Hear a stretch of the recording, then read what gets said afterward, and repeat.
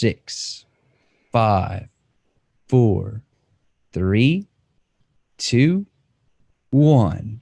Ladies and gentlemen, welcome to another episode of the Project Egg Show.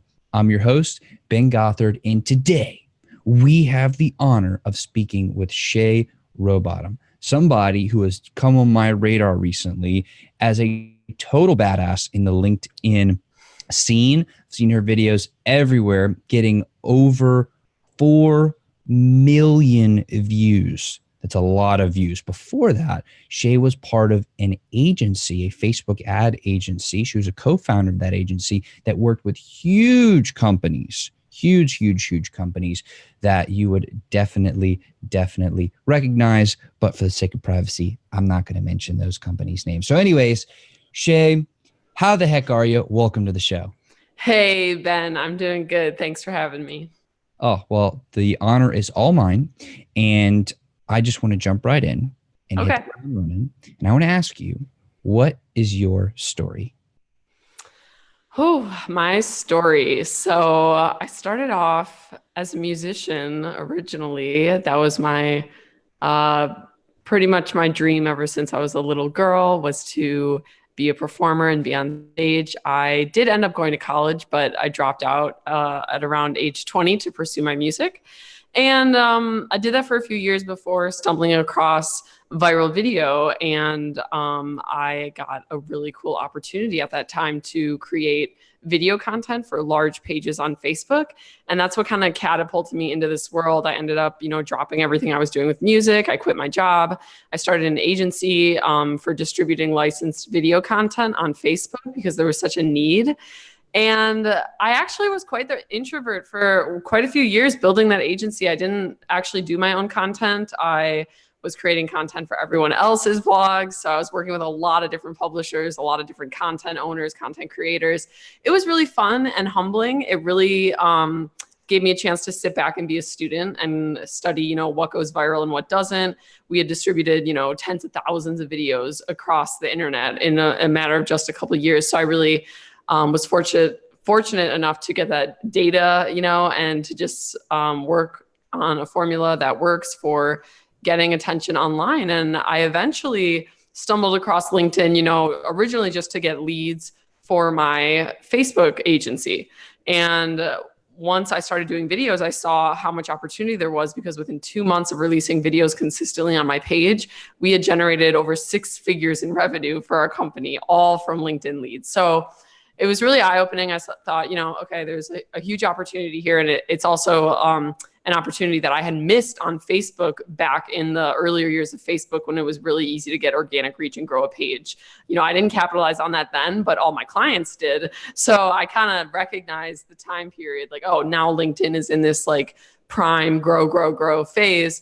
I'm going to take advantage of it. So I ended up selling my last agency, diving all into LinkedIn, upping my content strategy for my own brand, and attracting leads for my own business. But now that's what I do. I help entrepreneurs become video creators on LinkedIn and thought leaders to attract their target market and get them seen as an expert and get leads. What we're all here for, right? Awesome. So when you were younger, why was being a musician so important to you? Why was that your dream? Yeah, I don't know. It's a good question. I think it's one of like nature versus nurture, right? Because if you haven't followed me on LinkedIn, I'm pretty open about my childhood. I come from a dysfunctional family, and there was a lack of love. And I do think I early on developed a need for external validation, just because I felt like I wasn't good enough and I wasn't lovable. But at the same time, I have just always had this quite a bold personality. I have always been someone who loves being on stage and loves the arts, so that I think is my God-given gift. And I think ironically, the insecurities I was handed as a young girl kind of catapulted me to really use those gifts to get attention and try to create significance for myself. And now I'm 26, so adulthood is falling in on me hard, and I'm seeing a lot of these shortcomings in my own self-esteem really surfacing, as I scale my next business and everything. So it's been a really cool opportunity for me to reflect and say, hey, it's great that you've accomplished all you have at such a young age, but I think you kind of just need to like chill for a little bit and worry about loving yourself and really pay attention to just feeling like you're enough and you're good enough. You've done enough, you've made enough money, you've gotten enough attention, like you're good. It's kind of forcing me to confront that, which I'm super grateful for, because some people never get there, and they live their whole life insecure and sabotaging themselves and they don't know why. So here I am.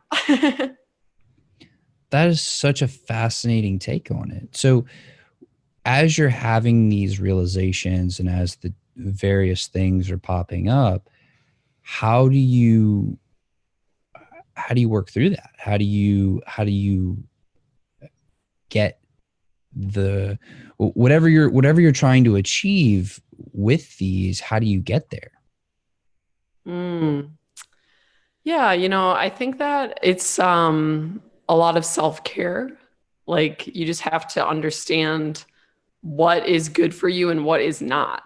And I think when you're in a place mentally where your self-image has been damaged, from usually our childhood or something that happened to us, that self-image will manifest things to validate its belief that you're not enough and you're not worthy. And so I think a lot of people try to attack with like willpower, and they try to think their way out of these problems. Like, oh, I just need to study more. I just need to stay later at work to get this promotion. I just need to try harder. And seldom do we actually go in and realize it's probably not all these external factors that are keeping you from your goals. It's more likely a belief you have about yourself and what you truly think you deserve. And a lot of people just aren't conscious of this, but they don't think that they deserve good things. So as soon as they get them or get close to them, something comes up, something, external happens and it pulls them out of it. So I think self-awareness is key. Learning to pay attention to the way you talk to yourself and the things you tell yourself you're capable of and that you can and can't do. Like that's been a big one for me, is like language, and I'm super funny. Like I like to crack jokes and I do like to poke fun at my insecurities, but I also have to be real about like how damaging that could still be to myself if I'm constantly poking fun at like, I just hate myself. It's like stuff like that.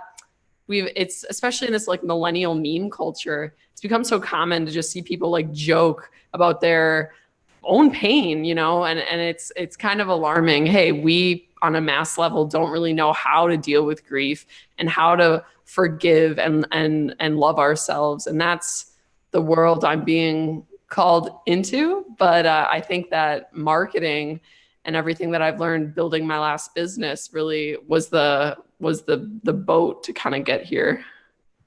That is fascinating. Thanks. Yeah, it's interesting stuff. So at what point in that marketing journey did these things start to really surface up? Like what tripped it specifically?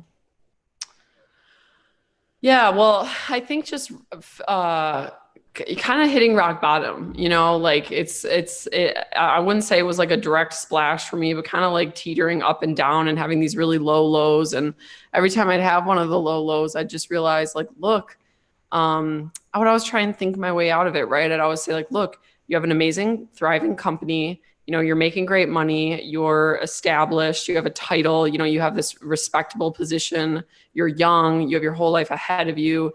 Why aren't you happy? And then it almost makes it worse because you go in this cycle. You're like, why aren't you happy? Why am I not happy? LinkedIn honestly changed a lot of that for me, because I had quit music and I had gone into marketing and agency life. I was neglecting my own artistic needs for a long time. I was still, making content for other people, which is a relief or a release, and it can be fun, but just not doing anything for my own personal brand. I think I was missing that. So when I first got on LinkedIn, it was not only effective for business, obviously, but it kind of made me realize like, oh, wow, I've been like really not in a good place. And this is actually making me really fulfilled, just creating these videos and getting such a good response from them, and having people on the platform say like, hey, your video really affected me for the better. I think at the end of the day, that's one thing we can all agree on helps cure depression and sadness is just being able to give to others and being able to help others. And I guess that's what I did. It's interesting how even you said during the interview that you're funny, and I would totally agree. Like we were just talking a little bit before the interview, you know, one of the videos that really, really caught my attention and like that was the impetus for me wanting to reach out was this hilarious video you did about salespeople. So where did that humorous side come from? I mean, you are really funny. Like, where did that come from? Thank you. Thank you so much. I seriously think it came from depression. Like, I know it sounds weird when I say that to people, but growing up, I don't think I was particularly depressed until my adult years. I certainly had issues, but I was happy, or at least had, enough surface level happiness to keep me from ever consciously thinking I could be depressed. But once I got into adulthood, the depression sunk in more and more. I got more and more dissatisfied with myself and my life. And I got really funny. I don't know. Like, it's really weird. I think there's something that happens in your brain when you, depression is kind of like you're always on the edge of just giving up. Right. And there's a huge risk to depression. People commit suicide every day. Like, but a weird thing that comes of being down in that place is like you start to view the world so differently because you are on the edge of giving up that you don't really care about anything that we've been taught to care about, and everything that we've been taught to be like, this is of value. You're kind of like, yeah, whatever. So I think it aligns your brain to find humor in a lot of the darkness, and the humor is a coping mechanism. So a lot of times people don't realize, like, people make jokes when they're uncomfortable. Notice yourself the next time you try and like crack a joke. Like, are you uncomfortable? It's a good chance you are. Like, that is one way we deal with things. So I think over time I got super sad, but I noticed that this kind of attitude I carried with me was making others laugh. And then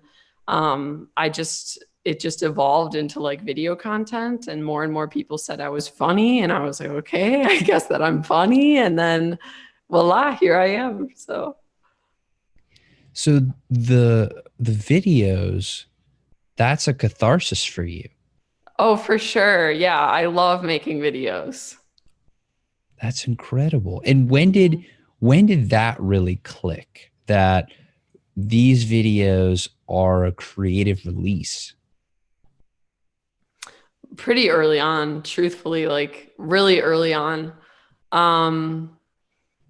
Yeah, it was just like so much more than a business owner, a young entrepreneur sharing her journey on LinkedIn. It was like really me going back into my roots, which is, not just video and, being center stage, but rather writing.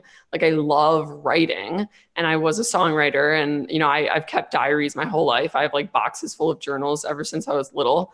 And on LinkedIn, every time I release a video, I'd have 1,300 characters where I would have a little, blog post associated with it. And I think the writing was equally as cathartic as just making the videos.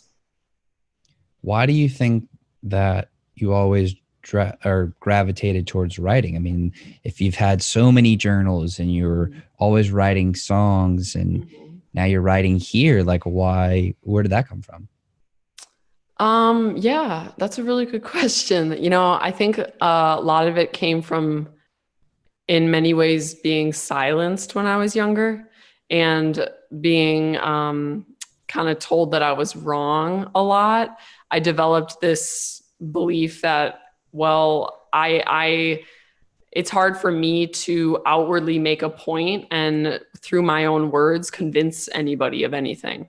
So I think I did, in a way, kind of go inward with the writing, and I just started writing my ideas a lot. And even to this day, like, me and my partners will joke, like, I can get an idea across better if I do it in a poem than if I just try to speak it. It's this weird like skill I've developed where I can really communicate through poetry and these other these other mediums of writing, I think it was just a release for me when I was little. Like I loved journaling. I loved writing like fiction stories. I loved poems.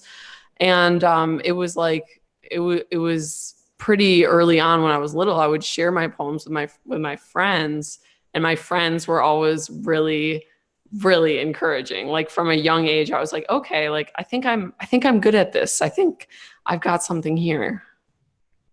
So have you published these poems and short stories?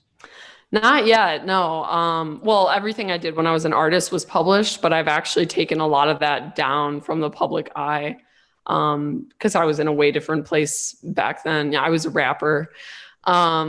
So I do plan on writing a book. I definitely want to write like a sort of autobiography style book, to go more into my life and a little bit deeper into some of the beliefs I've developed along the way.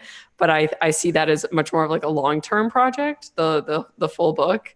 But I do have some projects in the works, some smaller pieces I'm putting together. Like one is actually going to be on marketing and just tips for better marketing yourself on social media and that sort of thing. So it's in the works, I will say. It is so fascinating to me that you would mention poetry, because in literally the past couple of days, I've been like designing and getting ready to publish like my very first book of poetry. Oh, And wow. it's not very big. Like it's only going to be like 10 to start off with, right? But it is such a it's almost like a weird mindset shift for me, and I'm not exactly sure how I feel about it, because doing a show like this, it's very focused on entrepreneurs, and that's very intentional because I love entrepreneurs. I love the perspective of people who participate in entrepreneurship, but I like to talk about life.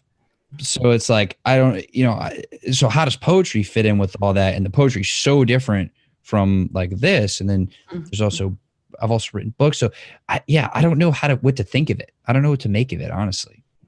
Yeah, no, I love that you bring that up, because I think that's been a big thing with me on my platform is people, not everyone, not my followers, but I've gotten a little bit of like flack for being so personal and branding myself like an entrepreneur businesswoman, because there's this historical view that like business is business and anything personal gets left behind from 9 to 5.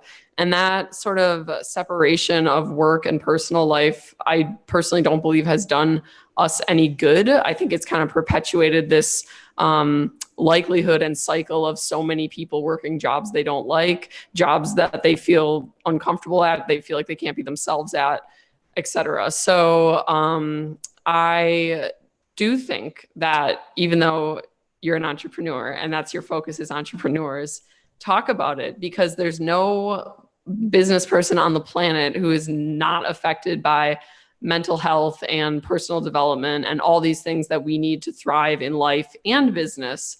So I am excited to see we're moving into a world where I feel like there's much more acceptance of fusing the two. And there's a lot more real discussions going on what has historically been a pretty like vanilla platform, for example, on LinkedIn. So I'm excited to see the future and more companies kind of adapting that, like, hey, we have this education around mental health. We have this awareness around how we want our employees to feel when they walk through the door. And we're kind of evolving to not look at people as just like cash cows anymore. They're people, Yeah, absolutely. I think I totally agree that it's going to be really interesting to see the development of that. I also think it's going to be interesting to see how personalities develop and like, for example, you are definitely a media personality, right? And with millions of views, like a lot of people know who you are. I have 10 million views now, by the way. Sorry, I sent you that bio. It was old, so I've got quite a few more by now. All right, that's awesome. Yeah. So I mean, way more people know about you now, right? So yes. It's so fascinating to me to think about, like, okay, how personal can you get? Because what I feel like the advantages of that are if you bring the personal with the business, not only are you really helping people understand how to like do technical business things and help them get their mind right for business, but you're also creating an endearing connection where they actually know who you are as a person. Yeah. So yeah, I don't know what's going to happen with that, but it's going to be cool. Yeah. And I think it can be hard for a lot of people to do that, you know, like to really open up and like that's the big word, the big buzzword is like authentic, right? Authentic. Whereas actually like a lot of like authenticness going on. I think it's really important to just be yourself. Like you take all the power away when you are the one to expose yourself. So like I don't, you know, and this is a real thing with influencers I'm learning because I'm just starting to, you know, I have 70,000 followers now, so I'm starting to experience a lot of things I'm sure influencers get every day, like just people trying to take you down for no reason. You know, I just get like hate on a volume that I never received in the beginning. And you have to stay strong. You have to understand that like that is just a reflection of the general community feeling threatened when someone starts to do better than them. So, and wait, what was your original question? I feel like I got off topic there. I don't know if there really was one. I think we were just kind of Yeah. talking about it. So Yeah. So it's wild stuff. So I truly, truly believe that people who take the time to write really like icky, not fun messages on other people's walls or, you know, whatever, like the haters, I really think that's a reflection of how they're feeling in their current state more than it Yes. is anything to do with Yeah, like you. exactly. It is. Hurt people hurt people. Yeah. And oh, and that's what I was going to say is just like when you expose yourself and you're your true self, like there's not, I don't really feel like there's anyone that can take me down because I have grown very comfortable sharing my shortcomings on the platform already. And I think that's like a big thing that we see with these influencers is they blow up, but they only ever share the glamorous bits. And, you know, my life is amazing. It's amazing what you can do when you go the opposite route and you just show the pure human side of things. Like I have a friend, I don't know if you've ever heard of Tova Levy. She's a mom blogger, but she has, you know, like almost 1 million followers. And all of her posts are just like shedding light on the non-glamourhood of being a mom. And you know, like she's got like a mom bod and she'll post like body positive pictures about like, hey, I had a bunch of kids, it's okay that I look like this, like just stuff that everyday people are like, thank you, now we have an influencer that like I can actually relate to because they don't, you know, look like a supermodel after having 4 kids. You know what I mean? Like it's just that humanness that's so underrated that people are craving on social media. So if you can expose yourself and just be your true self, not only will that help your brand in the long run because you'll never arrive at a point where you're feeling like, shoot, I really just want to be myself, but I built this brand that's not really me. But it will also kind of like dissipate that hate and those people trying to like expose your every flaw. It's like, dude, I expose my every flaw. Like this is so there you go. I also think that some of the people who comment, they actually do have some good constructive criticism. Oh, right? for sure. Yeah. Like for example, the very first book I published was back in July 3rd, 2016. It's called CEO at 20, a little book for big dreams. Nice. And Congrats. Thank you. But you know, I published it when I was 21, and one of the people who left a review, his name on it says it was he wrote the review on Amazon, and his name on Amazon was Chuck Chicken Legs. And he wrote like a very scathing but also very accurate review. He's like, you know, it really seems like a college kid wrote this. And I was just thinking, well, I am in college. Yeah. I also wrote this. I mean, like, you're not wrong, pal. That's awesome. Yeah, it was just funny. Yeah, and like I actually get that a lot on LinkedIn too, where I actually feel like a lot of the quote unquote negative comments are just professionals trying to be constructive and have a healthy debate. You know, it's not so like outwardly trolly like a Facebook or YouTube is. So there's that, and that helps for sure. Definitely. Definitely. So it is amazing to me how at 26 you have had this much success and this much turbulence and developed this much self-awareness. Oh man, you don't know my life, Ben. No, I don't. That's why I'm so Yeah. fascinated. Like, Yeah.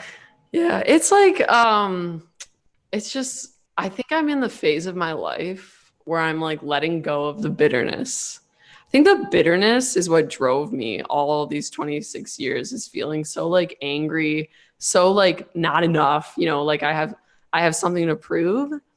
And now I feel like I'm in this phase of my life where I'm growing wiser, and I'm like letting go of a lot of that bitterness, and I'm starting to look at um, my childhood and the different traumatic events in my life as blessings, because of even just comments like what you just said, like, hey, you have this awareness at such a young age, and you've cultivated this success so early on. You can't really prove that that would ever have happened if you would have had all your needs met. Maybe you wouldn't have struggled with depression and these insecurities and whatnot, but maybe like just like be an average Jane, and like maybe you kind of just would have like worked a job. Not that like being an average Jane is bad, everyone has value, but it's just it's been a journey for me to kind of break through that bitterness and just switch it to gratitude and feel like, you know what, Shay, like maybe you wouldn't have all of these good traits if you didn't go through all of that bullshit. So just look on the bright side, like you're through it and you're safe now, you can be happy now, and you can go help others. what does your practice or your gratitude practice look like? Yeah, it's a good question. I'm working with a life coach right now, and he said every time you have a negative thought, and like anytime something is negative in your view, I want you to do this exercise where you flip it to think of two positive things that come from that negative thing. And so that's one that I've been doing, and I think it's really working and it's helping. It also kind of calls you out on how often throughout the day you complain internally, because you're like, oh, now I gotta uncomplain. I gotta find something good about this. So it calls you out pretty quickly. And then again, just journaling. I write a lot of stuff down. I have a list of things I'm grateful for that I'll read in the morning, read them out loud. I think that's important. And yeah, so that's what I do. That's awesome. You Yeah. mentioned how in the bigger project of your book, that, or one of your books, potentially, that you wanted to really document some of the new beliefs that you've developed. I want to document my understanding of why people don't love themselves. And I think that I don't think that you have to go through like crazy abuse and so much trauma to even get to that point. I think we've created a society in which the values are so lopsided and our priorities are so upside down that even people who come from quote unquote good households are oftentimes still left feeling like they're not enough, and still left feeling um, without love for themselves. Like an example of this in our culture, just think about like how acceptable it is to compliment and praise someone else. But if you were to do that same thing out loud about yourself in front of the same people, they'd probably look at you with judgment and like, hey, don't get cocky there. Like, what are you doing? You got an ego. It's like, it's really sad that we've arrived at a point where we have more people living than ever before on this planet, but we also have, in my opinion and in my studies, more people than ever before who aren't happy and don't feel good about themselves. And I think my story and my unique experience is makes it very easy to shed light on how that happens, because I had such an extreme and obvious case, but it does happen on, it's a scale, you know, it can happen on a very micro level. And a lot of people struggle with self-esteem. And instead of learning how to love themselves and forgive and heal, what they do is they go on in the world to also be toxic people who create more toxic people. So even though it's an autobiography, and like I am really passionate about like kind of sharing my story a little deeper and diving into that, it's really going to be a piece about human behavior and what we can do to shape the next generation, so that, you know, it's like all of the issues of the world, it comes from the same place. It comes from unqualified parents. That's really everything. The way we raise our kids, the way we make our kids feel, that's the next generation. That's our future. Until we start taking that, looking at that a lot more closely, being self-aware and introspective, and really taking care of our children, we'll just continue to experience the same problems in the outer world. So that's what my book will be. Can you talk a little bit about your philosophy on how to improve parenting or parental styles? Yeah. So it's controversial, but I think that's okay, because sometimes it takes a really extreme idea or like an extreme bill to kind of just bring awareness to an issue, or shake things up. Like, for example, some women in government have created bills around like how men can't take Viagra unless their wife signs off on it. Well, that's not they're not really trying to make that law. They're trying to shed light on the hypocrisy and the issues surrounding women's rights that are unfortunately resurfacing in our country. So it's, you know, it's stuff like that. Like, you have to sometimes get a little extreme and controversial just to make a point and raise that awareness. So my thing, and again, I'm not saying that I necessarily want this to actually happen, but my thing that I like to throw out there and discuss is, you know, what if having kids was illegal? And what if you actually had to be examined or vetted in the same way that adoption, you know, vets the parents to make sure they're fit to raise a child? What if there was something we could do for everyone to avoid children being born into really extreme, you know, pain and ultimately not being able to get away because they're a child, and all of the rights, it's very hard. It's very hard when you're born. You can be born to parents who just, how do I explain this? Okay, like, put it this way. It's not about money. It's not about money. It's not like, no, we're going to make sure these people are financially stable before they have a kid. I get that that's important, but what really needs to happen is people need to undergo some form of testing to measure their capacity to love and measure their narcissism levels, their sociopathic levels, and anything else that could be a potential red flag to raising and quote unquote nurturing a life and bringing them into this world. Now, I actually personally am not big on government involvement. In a lot of ways, I'm relatively conservative, and I don't think that it would, I think it could potentially just create more problems to try to create laws about who can and cannot have children, because that's a slippery slope, and it could definitely lean into the direction of like valuing certain classes more to reproduce, or valuing certain political stances. These people should reproduce more, that sort of thing. So I want to be very clear when I bring up this idea about regulating having children, that it's more about making sure that parents are capable of love over everything else. And I'm not saying I have all the exact answers on how to monitor that and make it so it's actually beneficial for society, because anyone could argue regulating who has children could just open up a whole nother bad can of worms.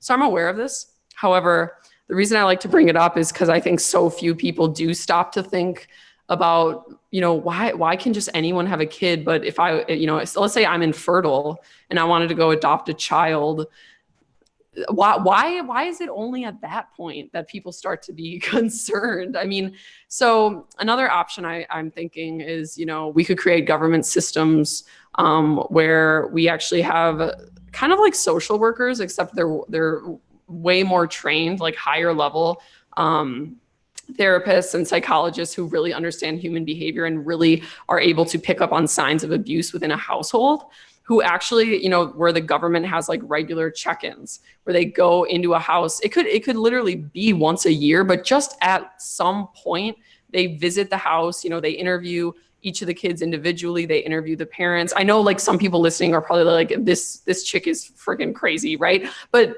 I'm telling you, until you've been a kid in that house, trapped, growing up with such a horrific level of abuse that it shapes the rest of your life, you just don't think about these things. So I want to bring awareness to not only to stories like that, but to the hypocrisy that is, we kind of just trust anyone to have a child and look at parenthood as like, oh, parents, they're just automatically loving.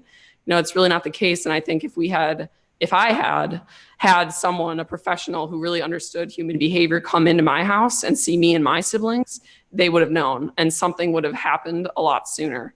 So that's kind of where I'm at. I don't want to, I don't want to restrict people from being able to have children. And I think that's like a really important human right that a lot of people want to maintain. I just want to shed light and awareness on like, hey, there's so many kids who are born into really unqualified homes. And then it creates this mass population of dysfunctional people with a low self-esteem. And we got to invest in our children. We got to make sure that we're raising them to love themselves so that they can carry forward the next generation and make the world a better place. Seeing the difference between a really funny video on LinkedIn and then having this conversation and like going so in depth, I'm so glad that you came on the show today. I really, really am. Yeah. No, it's like, it's actually really funny because I haven't gotten this deep on a podcast in a while. So thanks for bringing it out of me. Well, thanks for being willing to go there. So what's my question is, what would be, and I know you talked about it a little bit about shedding light on the types of homes that children grow up in, and really trying to like measure for love almost, and try to encourage that. I guess my question lies in what's the overall goal? Because, and the reason that I ask, even though it might be like duh to have like children have more love, is because I think of somebody like Oprah, who went through so many horrific things that I cannot even begin to imagine, has now gone on to do so much good and is such a beacon of light for so many people. If, kind of like you were talking about earlier, if she would have had that love and it would not have been as horrendous, would she still have been able to create as much love in the world that she has now created? So it's like, what actually is the goal?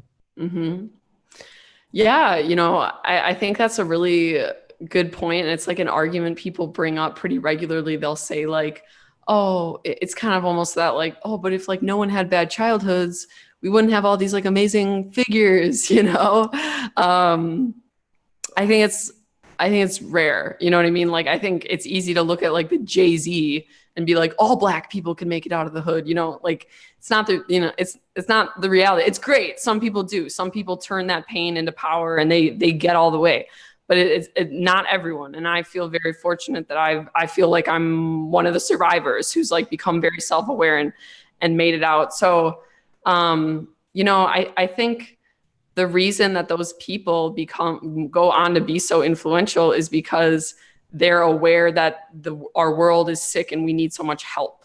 So they become this powerhouse. Like, I want to help. I want to have an impact. I want to influence and create change.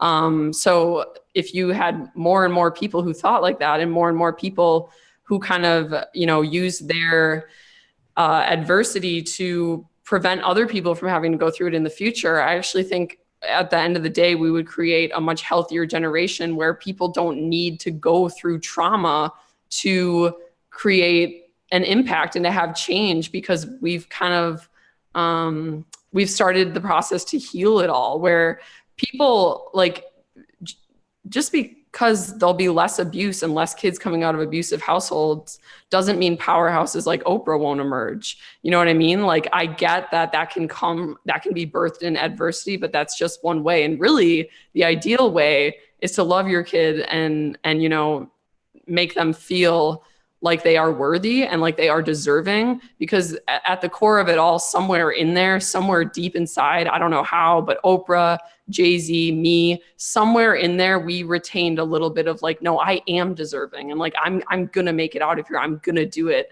But I think a lot of people lose that completely. And it creates a very like depressed and non-productive society. Wow. That's very insightful. And just for the record, I was asking from a place of total curiosity. Yeah, no, yeah, totally. So where do you want to go in your life? Well, I'm building the world's biggest LinkedIn agency right now. So that's my current goal. And I do love marketing. And, you know, that's really the skill I've honed the past couple of years. So I'm very fortunate that I get to help other businesses with that, because there's no better feeling than crushing it for your client, right? So that's my focus right now. But I do think eventually, you know, we'll sell the agency, and I do want to kind of pivot from marketing to a more personal development route. I do want to, you know, create organizations for children and children's rights, and just kind of dive heavier into my studies that way. And then, I still really love performing. I don't know exactly where that's going to take me. I've kind of started dabbling in music again, and I do love acting. I'll continue to make those videos. And I just love, you know, like being on stage, like creating conferences, events, live events for people to come to. I mean, there's so many things that I could do. I kind of am focusing more on the short term right now and what I'm doing with Rowbottom marketing, but I do see myself in the long run becoming much more of a thought leader in the self-help and personal development space. That's amazing. Thank you. That's amazing. Thanks. So I want to understand, because I want to understand your philosophy on connection. Right. And I guess the question is, what is your philosophy on developing deep, meaningful, and genuine connection with another person? Yeah. And that is a great topic for me, because I have learned the importance of that more recently in my life, truthfully, because when I mentioned earlier that when I started my first company, I did become quite the hermit, and I did kind of let go of a lot of friendships, you know, not like they were the best friendships for me in my growth in business anyways, but I think I learned that just having friends and just having some sort of human connection on a regular basis is really important, because I became so introverted and wasn't around people really for a long time. That changed once we scaled, you know, at a certain point we got an investment and we scaled really fast, and we had a lot of employees, and that helped, because I think day to day and managing the creative team, for me, I just didn't realize, wow, like I need to be around people, and like this community feeling is what makes us human and is what keeps us happy. So while we're on the topic of depression, definitely, you know, if you're someone out there who struggles with it, make a friend, you know, have a buddy, just like human connection, like call your sister, you know, call a family member you trust, just get yourself out there, because continuing to dwell in loneliness is what makes it so much worse. Wow. So I want to ask this, and I'm not exactly sure what's going to come out of it, but hey, that's part of fun. Yeah. But what is your greatest theory? My greatest theory? What do you mean? Like just my own personal theory that I've theorized. That's a good one. I feel like I have quite a few, so I want to pick the right one. Well, you can share as many as you want. Yeah. Okay. Well, I do think the theory about like the depression to humor link is pretty cool. I don't know that that's exactly been proven yet. And I'd like to see some studies come out that really prove the correlation between the two. Another theory, like I have a theory that the, how people talk about the Illuminati, and people talk about how there's a 1% that controls and that thrives off of people being poor and all this evil, and they're conniving. So I have a really different theory about that. And I do agree that the system is set up to favor the rich, the privileged, and the wealthy already. But I don't believe in the Illuminati in the sense that I don't actually think there's a boardroom of people sitting around being mwahaha, how can we calculate to, keep people poor and profits high over here and blah, blah, blah. What it really is just a system that we've created over time that values money and values, the economic wealth. That's kind of our measure for success. Just look at the statistics we rank the president on. It's all economic. It's not the population's happiness. So what's really happening is there's not a boardroom of people planning this evil genius plan. What's really happening is everyone's just doing their job, and there's all these different levels, and everyone at every level is pressured to, keep profits high and do their job and be cutthroat. And everyone's just doing a little piece, and it's creating this mass system that's actually been quite oppressing for the most part. But the reason it keeps happening and it hasn't gotten better is because nobody feels personally responsible, because everyone is just doing their job, and it's a small piece of the assembly line. They don't feel personally responsible for the mass pollution or the mass depression, the starvation in various countries.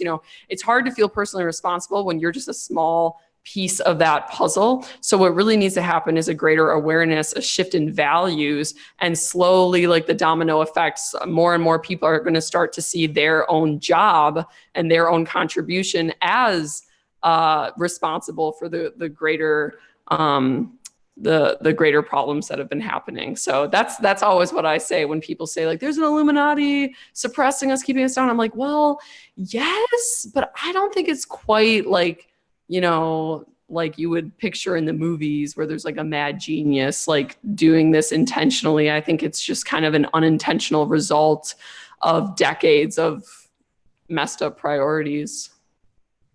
I definitely agree that there's not a Dr. Evil sitting there. Yeah. All like this. Yes, Dr. Evil. That's what I picture too. Dr. Evil. Yeah. Oh goodness. So Shay, I want to thank you so much for coming on the show today and for sharing everything that you have. It's truly been an honor for me. So I just want to say thank you so much. This has been so fun. I haven't gotten this deep in a while. Well, again, I just want to thank you for being willing to go there. Yes. And I also want to ask one last question. And this is more of a personal question. All right, let's do it. So I'm 24, and nice. I really want to know, what question should I be asking you, specifically you, that I just wouldn't think to ask? Okay. I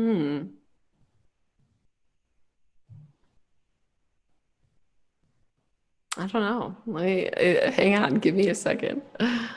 You should ask me, well, what do you want to know about video? Because that's been such a life changer for me, and it's completely turned my business upside down.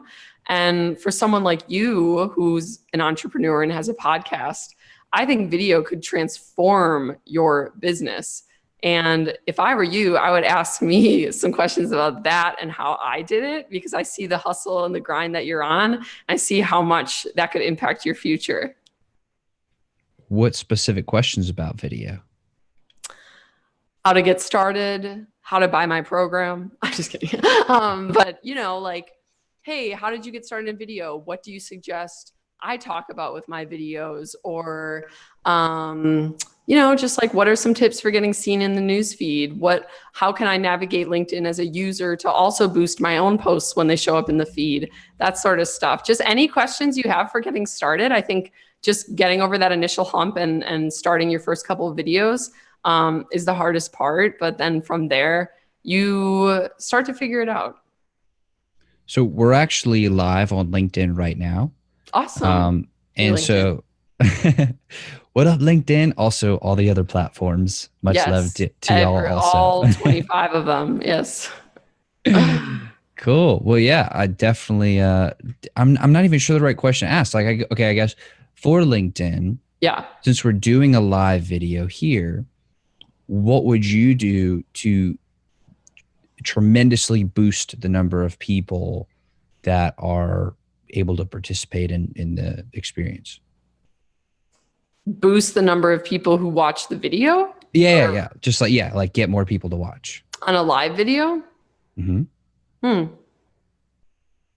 Well, I think being in a setting that's not so routine and common, like right now, you and I are in a very not that this isn't the most exciting talk ever, but it's like we're kind of in like a expected setting. I think when you start a live video and you're at a location, you actually cultivate that engagement a lot quicker because it's just standing out in the newsfeed. Like, oh my gosh, this person is at whatever famous landmark, or just having something kind of funny in the beginning of the video. I noticed videos with a lot of like motion in the beginning do really well at hooking you in. So having something kind of fun, like maybe a chant or a dance or just something creative. Maybe you wear a wig or a hat or something crazy, right? You can do it. All right. I have an idea. I definitely have an idea. And I'm sorry. What were you going to say? I was going to say, do something funny with the Snapchat filter, like you can be a girl now on the Snapchat. So be a girl, and then people will be like, what's up with Ben? And then they'll click, and then you'll take it off. And it's like, no, it's just Ben. It's just stuff like that. It's funny. That would be awesome. So one thing every single Halloween that I do is I dress up as Batman, and I'm talking full Batman. And attire. you're always Batman. I am Batman. That's you are Batman. So I do have my mask right over there. Oh my goodness. That could be a really cool way to really confuse and entertain a lot of people. That is fun. That is fun. Yeah, I've been seeing more and more like costume videos on LinkedIn. Yeah, so interviews with Batman. Anyways, Shay, again, I want to thank you so much. For coming on the show. And I also want to acknowledge you for helping all the people that you are reach their customers and their people with video, because entrepreneurs are the backbone of our economy. And by helping people like entrepreneurs who help other people, like and I'm not sure if this is a word, but like a multiplicative effect where you're able to really, really impact the world in a really cool way. So I just wanted to acknowledge you for that and say thank you for everything that you do. Thank you, Ben. That means a lot. Well, thank you. And to everybody who's watching and listening, thank y'all very, very much. Stay tuned next time, because there may be a certain superhero visiting us.